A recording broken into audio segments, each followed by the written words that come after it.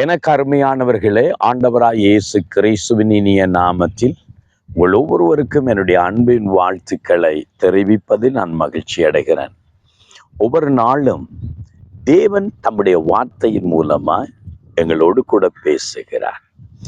அவன் அப்பத்தினால் மாத்திரமல்ல, தேவனுடைய வார்த்தையினாலும் பிழைப்பான்.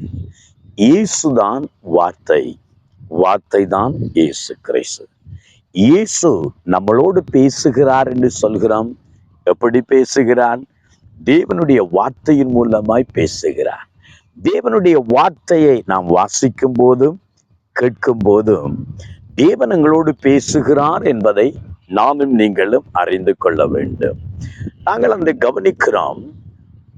இஸ்ரவேல் ஜனங்களை தேவன் வனாந்திரத்தின் வழியாய் நடத்தி சீனாய் மலையின் அடிவாரத்துக்கு கொண்டு வந்தார்.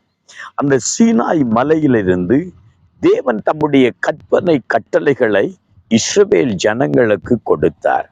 அக்கினியின் நடுவில இடி முழக்கம் போல சத்தத்தின் நடுவில இருந்து தேவனுடைய வார்த்தை இஸ்ரவேல் ஜனங்களை நோக்கி வந்தது. அந்த சத்தத்தை கேட்டார்களே அல்லாமல் ஒரு சொரூபத்தை, ரூபத்தை, ஒரு விக்கிரகத்தை அவர்கள் பார்க்கவில்லை. அதனால்தான் நாங்கள் விக்கிரக ஆராதனையை வெறுக்கிறோம். ஏனென்றால் தேவனுக்கு ஒரு ரூபம் இல்லை. ரூபம் இல்லை என்பதனால் ஒரு சொரூபம் இல்லை. யோவான் சுவிசேஷம் 4வது அதிகாரம் 24வது வசனம் நமக்கு தெளிவாய் சொல்லுகிறது. தேவன் ஆவியாய் இருக்கிறார். அவரை தொழுது கொள்ளுகிறவர்கள் ஆவியோடும் உண்மையோடும் தொழுது கொள்ள வேண்டும் என்று சொல்லப்படுகிறது. தேவன் ஆவியாய் இருக்கிறார். அவர் எங்கும் வியாகித்திருக்கிற தேவன், எங்கும் எப்பொழுதும் ஜீவிக்கிற தேவன். அவர் ஒரு மரத்திலேயோ, ஒரு சிலையிலேயோ, ஒரு மனிதனிலேயோ, ஒரு சிருஷ்டிப்பிலேயோ தங்குகிறவர் அல்ல, வாசம் பண்ணுகிறவர் அல்ல. அவர் எங்கும் உலாவி எங்கும் வாசம் பண்ணுகிற தேவன். அவர் ஆவியாய் இருக்கிறார். அவருக்கு ரூபம் இல்லை. ஆகவே நான் தேவனுடைய வார்த்தைக்கு ஒரு ரூபம் கொடுக்க முடியாது. அந்த சத்தத்துக்கு ஒரு சொரூபத்தை, ஒரு உருவத்தை நான் உருவாக்க முடியாது. இப்பொழுது நான் பேசிக்கொண்டு வாருகிற வார்த்தை உங்களுடைய காதில் கேட்கிறது.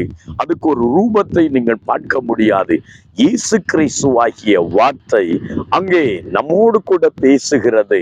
அதனாலதான் யோவான் சுவிசேஷம் 1வது அதிகாரம் 1வது வசனத்துல சொன்னார், ஆதியில வார்த்தை இருந்தது, அந்த வார்த்தை தேவனிடத்தில் இருந்தது, அந்த வார்த்தை தேவனாய் இருந்தது.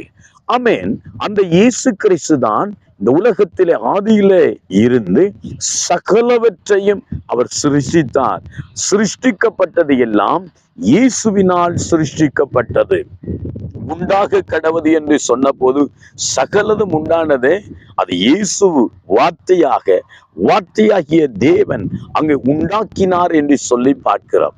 எனக்கு அருமையானவர்களே, இன்றைக்கும் தேவனை நீங்கள் சந்திக்கிறீர்கள், தேவ சத்தத்தை கேட்கிறீர்கள். தேவன் உங்களோடு கூட பேசுகிறார். எப்படி தெரியுமா? அவருடைய வார்த்தைக்கு. இந்த உலகத்துல இயேசு சொன்ன ஒரு காரியம், நான் உலகத்துக்கு ஒளியாயிருக்கிறேன். ஒளிக்கு ஒரு ரூபம் இல்லை, அதை போல வார்த்தைக்கும் ஒரு ரூபம் இல்லை.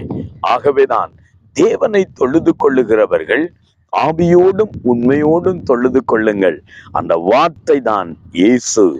இயேசுதான் வார்த்தை.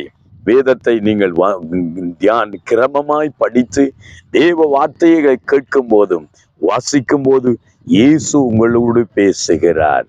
ஆகவே நீங்கள் தேவனுடைய வார்த்தையில நிலைத்திருக்கும் போது இயேசுவில நிலைத்திருக்கிறீர்கள். இயேசுவின் வார்த்தைகளை நீங்கள் கை கொள்ளும் போது அவருக்கு கீழ்ப்படுகிறீர்கள். ஆகவேதான் இந்த வார்த்தையை கேட்கிறது மாத்திரமல்ல, அந்த வார்த்தையின்படி வாழுங்கள், அவரை தேடுங்கள், அவரை சேவியுங்கள். கர்த்தர் உங்களை ஆசீர்வதிப்பார். ஜெபம் பண்ணுவோமா?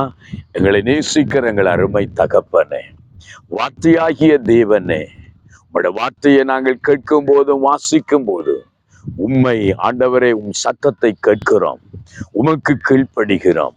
தேவனே, உங்களுடைய வார்த்தையை கேட்கிற பிள்ளைகள் ஆண்டவரே சுவாமி, உம்மை விசுவாசித்து கீழ்ப்படிந்து நடக்கிற இருதயத்தை கொடுப்பீராய். நாங்கள் உம்மை ஆவியோடும் உண்மையோடும் தொழுது கொள்ள கர்த்தரே எங்களுக்கு கிருபை பாராட்டும். இன்றைக்கு ஆண்டவர் உம்முடைய பிள்ளைகள் உம்முடைய வசனத்தின்படி வாழ கர்த்தர் உதவி செய்வீராய். உம்முடைய அன்பு கரத்துக்குள் ஒப்பு கொடுத்து இயேசுவின் நாமத்தில் ஜெபிக்கிறோம் நல்ல பிதாவே. ஆமென், ஆமென், ஆமென். எனக்கு அருமையானவர்களே, தேவனே வார்த்தையாயிருக்கிறார். அந்த வார்த்தையை கேட்டு நடவுங்கள். கர்த்தர் ஆசீர்வதிப்பார். ஆமென்.